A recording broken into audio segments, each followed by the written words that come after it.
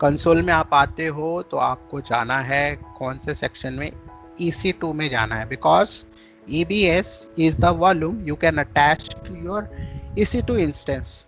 तो EC2 instance का जैसा टाइप रहेगा, जैसे आपने कंप्यूट ऑप्टिमाइज्ड वाला EC2 इंस्टेंस सेलेक्ट किया है तो आप उसके साथ वैसा डिस्क अटैच करो, जैसे कि IOPS प्रोविजन IOPS वाला यूज करो। तो जैसा मशीन रहेगा उस हिसाब से आप वॉल्यूम यूज करोगे। आप थके हुए मशीन को अच्छा वॉल्यूम अटैच करके कोई फायदा ही नहीं है। तो जैसा आपका प्रोसेसिंग रहेगा उस हिसाब से आप डिस्क जो वॉल्यूम है उसको यूज करो। तो यहाँ पे आप आओगे तो वॉल्यूम वाला सेक्शन आप यहाँ पे जाना है। EBS देख सकते हो, इलास्टिक ब्लॉक स्टोरेज यहाँ लिखा है। वॉल्यूम में आप जाओगे तो यहाँ पे अभी मेरा कोई भी EBS बना नहीं है। बाय डिफॉल्ट जब मैं मशीन EC2 इंस्टेंस बनाता हूँ तो मेरा वॉल्यूम बन जाता है। तो एक काम करते हैं हम लोग, डायरेक्टली यहाँ पे वॉल्यूम ना बनाते हुए हम लोग EC2 इंस्टेंस बनाते हैं और फिर यहाँ पे आके वॉल्यूम चेक करेंगे। तो मैं एक EC2 मशीन बनाने जा रहा हूँ और उसके साथ में एक EBS अटैच करूँगा।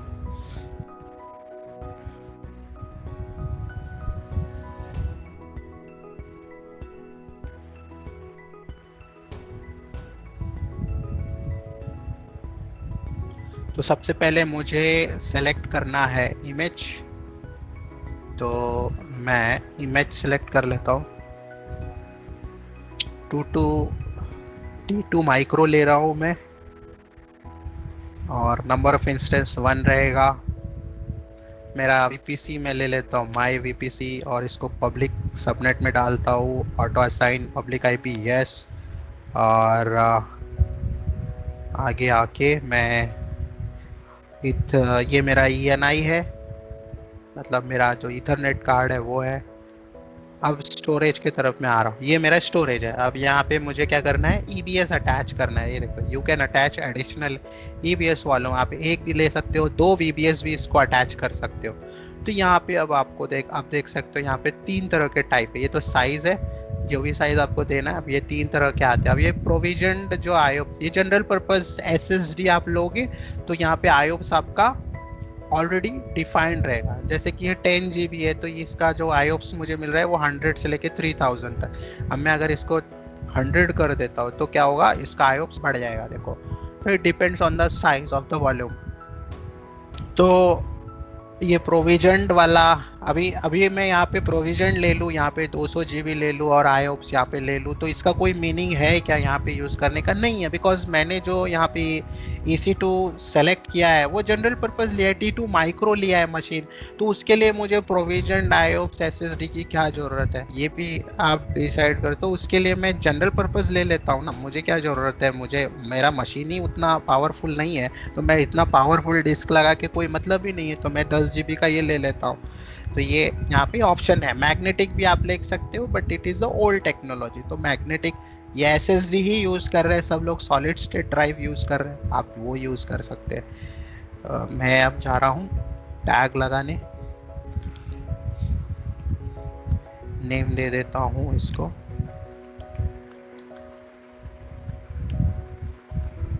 माई EC2 और इसके बाद इसको सिक्योरिटी ग्रुप अटैच कर देता हूँ, एग्जिस्टिंग वाला।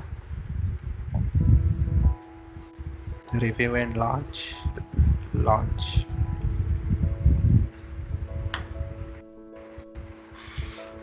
View instance.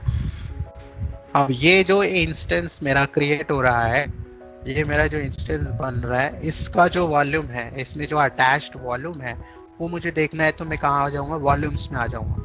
तो ये वॉल्यूम किसके साथ अटैच्ड है, EC2 के साथ अटैच्ड है। ठीक है, इसमें IOPS कितने मिल रहे हैं मुझे, 100 IOPS मिल रहे हैं, because I am using 10 GB का मैं यहाँ पे डिस्क यूज कर रहा हूँ, इसलिए मुझे यहाँ पे स्टैंडर्ड जो IOPS है वो 100 IOPS यहाँ पे मिल रहा है। This is the standard setting and this all are the manage service through AWS। ये सब AWS खुद मैनेज कर रहा है, but in case if you are managing, आप वो वाला जो मैंने बताया वो आप यूज कर सकते हो।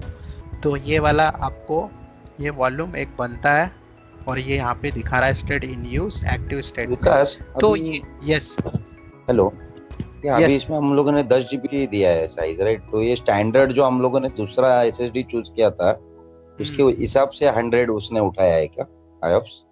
हाँ हाँ, ये उसने, मैंने स्टैंडर्ड वाला एसएसडी चूज किया था, तो उसमें उसका जो रेशियो है वो यूज करता है 3 IOPS/GB। ठीक है, अच्छा, तो वो वो वाले वाला एसएसडी रेशो का। वो एसएसडी के लिए, वो टाइप ऑफ एसएसडी भी डिपेंड करता है। अब कौन से टाइप का एसएसडी यूज कर रहे हो, कितना यूज कर रहे हो, उसके हिसाब से भी आईओप्स है। तो ये वाला जो एसएसडी टाइप है, इसके लिए उन लोगों ने आईओप्स सेट कर रखा है, एडब्ल्यूएस ने उसके लिए सेट कर रखा है 3 IOPS/GB। तो मैंने यहाँ पे 10 GB लिया है, तो यहाँ पे कितना होना चाहिए था, × 3 करे तो 30 IOPS, बट 30 IOPS है नहीं, इसका मिनिमम जो स्टार्ट होता है वो 100 से लेके 3000 तक, इसलिए उन्होंने 100 यहाँ पे 100 सेट ही किया, दिया है, 100 10 दे जीबी दिया लिया है, इसलिए 100 ही दिया है शायद। 100 दे दिया उन लोगों ने, बट होना चाहिए था 30, बिकॉज उसका जो रेशियो है वो है, बट मिनिमम यहाँ पे 100 IOPS आपको देता है वो, तो इसने उसने 100 यहाँ पे ले। ये मैं अगर 100 GB भी करूंगा तो भी लगभग 300 तक मुझे यहाँ पे मिले 10 थे। मिल गया ना उसको, 1 GB हाँ पर आया हाँ, उसको 10 मिल गया अभी। 10 GB के लिए उसने 100 IOPS तक सेट कर दिया है। ठीक है, ओके। तो ये मेरा एक EBS बन गया है। ठीक है, अभी ये जो EBS मेरा बन गया है, अब अगर मैं ये वाला जो मेरा EC2 इंस्टेंस, इसको अगर मैं डिलीट करूंगा तो ये मेरा वॉल्यूम भी डिलीट हो जाएगा automatically, because it is attach to EC2 instance, ये EC2 इंस्टेंस के साथ में ही अटैच्ड रहता है। ठीक है, ये अभी फिलहाल मैं बने रहने देता हूँ और मूव टू नेक्स्ट स्लाइड। अब हमारा जो लास्ट वाला जो टाइप है is a elastic file system. Elastic file system जो टाइप है इज बेस्ड ऑन NFS, जो हम लोग ट्रेडिशनली यूज करते हैं, नेटवर्क फाइल सिस्टम। तो EFS is working on NFS version 4, जो 4 नंबर का जो NFS अभी जो चल रहा है टेक्नोलॉजी, और यू कैन से सर्विस और प्रोटोकॉल और जो पोर्ट इज NFS। तो NFS का ही ये कंसेप्ट यूज करते हैं। अब NFS में क्या होता था, हम लोग एक NFS डिवाइस बनाते थे, एक नेटवर्क में एक डिवाइस होता था जिसमें स्टोरेज रहता था, उसको NFS बनाते थे, और वो NFS डिवाइस को हम लोग मल्टीपल मशीन्स में माउंट कर देते थे। That will be act as a shared kind of storage, सारे मशीन्स में वो माउंटेड रहता था, और जो भी फाइल हम एक मशीन से डालते थे वो दूसरे मशीन्स पे अवेलेबल हो जाता था। तो उसी तरीके से EFS क्या होगा, ये एक वॉल्यूम टाइप है जो NFS टेक्नोलॉजी पे काम करता है, और इस EFS को हम लोग मल्टीपल EC2 इंस्टेंस के साथ अटैच कर सकते हैं। 10 EC2 इंस्टेंस के साथ आप एक EFS को अटैच कर सकते हो, तो जो भी डेटा आपका सेव होगा वो EFS में जाएगा। इनकेस आप 10 मशीन्स को डिलीट कर रहे हैं तो वो डिलीट हो जाएंगे, लेकिन जो आपका डेटा EFS में है वो वहाँ पर पड़ा रहेगा। ठीक है, तो आप नया EC2 बनाओगे, EFS अटैच करोगे, आपको डेटा सारा का सारा मिल जाएगा। तो EFS is again very scalable service. ठीक है, ये भी simple and scalable fully manage elastic NFS file system है। मतलब फुल्ली मैनेज मतलब ये सारा जो मैनेजमेंट है EFS का, आपको कुछ नहीं करना है, आपको सर्विस यूज करनी है। आपको EFS वॉल्यूम बनाना है, आपको ये यूज करना है, वो कैसे हो रहा है, उसके पीछे क्या लॉजिक लगा है, वो आपको जानना नहीं है, और ना आपको सेटिंग करना है। तो ये आपको सिर्फ ये ध्यान रखना है कि NFS टेक्नोलॉजी के तरह ही है और स्केलेबल है। इसमें क्या होता है, जितना आप स्टोर करोगे डेटा उस हिसाब से आपको चार्ज करेगा। आप जैसे 5 GB का आपने डेटा रखा है तो 5 GB के हिसाब से आपको चार्ज करेगा।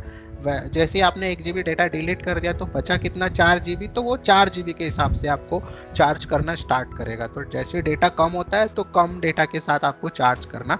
ऑटोमेटिक स्केल है, ऑटोमेटिक स्केलिंग है यहाँ पे, ऑटोमेटिक, आपको कुछ करना नहीं है, ना साइज आपको बढ़ाना है ना कम करना है, वो खुद ही कम ज़्यादा होता रहेगा जितना आपका डेटा उसमें स्टोर रहेगा। और ये जो सर्विस है ये रीजनल सर्विस है, एक रीजन में आप बना सकते हो। जैसे मुंबई रीजन में आपने बना दिया, एक EFS आपने लिया, एक मुंबई रीजन में बना दिया, तो इसका जो डेटा रहेगा वो रिप्लिकेट होके 3 एजीज में चला जाएगा। 3 एजी मुंबई के में जो 3 अवेलेबिलिटी जोन है उसमें वो रिप्लिकेट हो जाएगा। तो इनकेस अगर एक एजी डाउन हो जाता है, पूरा का पूरा डेटा सेंटर अगर ठप हो जाता है, तो आपका डेटा अगेन अवेलेबल रहेगा दूसरे एजीज के थ्रू। ठीक है, तो ये EFS इतना ड्यूरेबल है जो आपका डेटा सिक्योर रख सकता है। तो ये रीजनल सर्विस है, और ये 2 तरह के टाइप है इसमें, एक स्टैंडर्ड स्टोरेज क्लास और एक इनफ्रीक्वेंट एक्सेस स्टोरेज क्लास। क्या होगा, जैसी कोई फाइल आप उसके अंदर रखते हो तो अगर फ्रिक्वेंटली आप उस फाइल को यूज कर रहे हो तो वो आ जाएगा स्टैंडर्ड स्टोरेज क्लास में। अगेन ये this is fully manage service जिसमें आपको कुछ भी नहीं करना है। तो जो फाइल आप फ्रिक्वेंटली एक्सेस कर रहे हो वो स्टैंडर्ड स्टोरेज क्लास में आ जाएगा, और जो फाइल आप नहीं यूज कर रहे थे, जो ज़्यादा आप यूज़ नहीं कर रहे हो, हफ्ते में एक ही बार या 2 बार यूज़ कर रहे हो, तो वो इनफ्रीक्वेंट एक्सेस स्टोरेज क्लास में चला जाएगा और आपकी जो कॉस्टिंग है वो रिड्यूस हो जाएगी।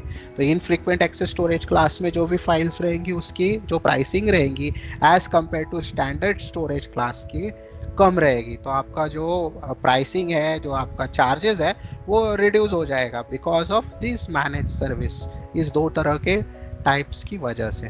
ठीक है, तो this is all about the EFS, और इसका हम लोग डेमो देखेंगे। तो demo for creating and mounting EFS volume in EC2 instance.